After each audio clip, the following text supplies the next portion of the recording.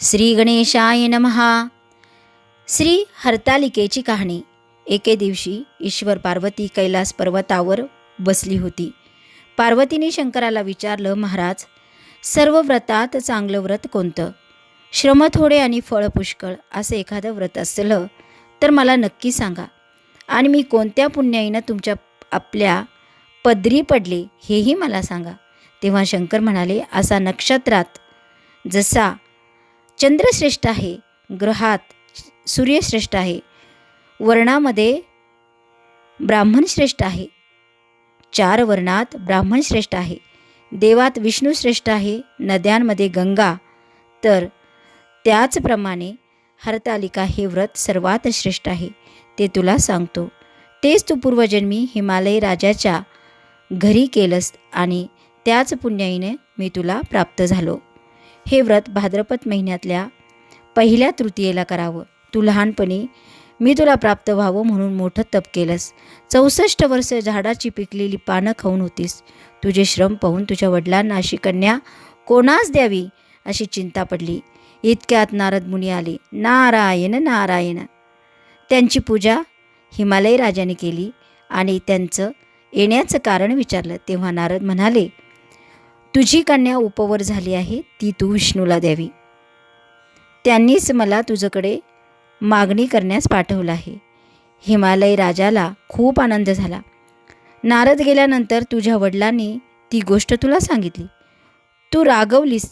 महादेवान वाचून दुसरा पती करायचा नाही असं तू निश्चयानं सांगितलं आणि सखीलाही तू तेच सांगितलं. दोघी अरण्यात आल्यात. नदीकाठी गुहेत जाऊन तू उपवास केला. तिथं पार्वतीसह माझं शिवलिंग स्थापन केलं. त्याची मनोभावे पूजा केली. भाद्रपद शुद्ध तृतीयेचा तो दिवस होता. रात्री जागरण केलंस. त्या पुण्याईनं इथलं माझं आसन हललं. नंतर मी तिथं आलो. तुला दर्शन दिलं. वर मागण्यास सांगितलं. तू म्हणालीस, कैलास राना शिवचंद्र मोळी, फणींद्र माथा मुकुटी झळाळी, कारुण्य सिंधू भव दुःखहारी, तुझवीन शंभो मज कोण तारी. तू म्हणालीस, तुम्ही माझे पती व्हावं एवढीच इच्छा आहे. नंतर ती गोष्ट मी मान्य केली. दुसऱ्या दिवशी ती व्रतपूजा तू विसर्जन केली. वडिलांना तू सर्व हकीकत राजवाड्यात गेल्यावर सांगितली. तेव्हा काही दिवसांनी चांगला मुहूर्त पाहून राजा हिमालयाने तुला मला अर्पण केलं. अशी या व्रतानं तुझी इच्छा पूर्ण झाली.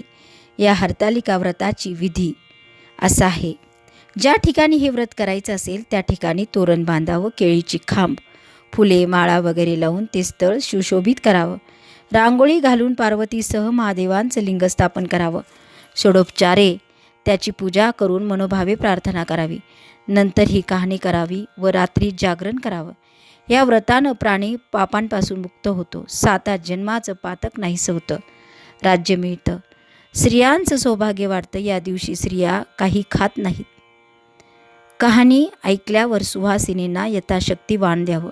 दुसरे दिवशी उत्तर पूजा करून व्रतांचं विसर्जन करावं.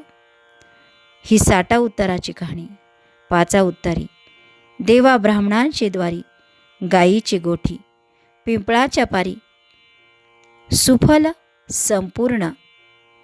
ओम नमो नर्मदाये.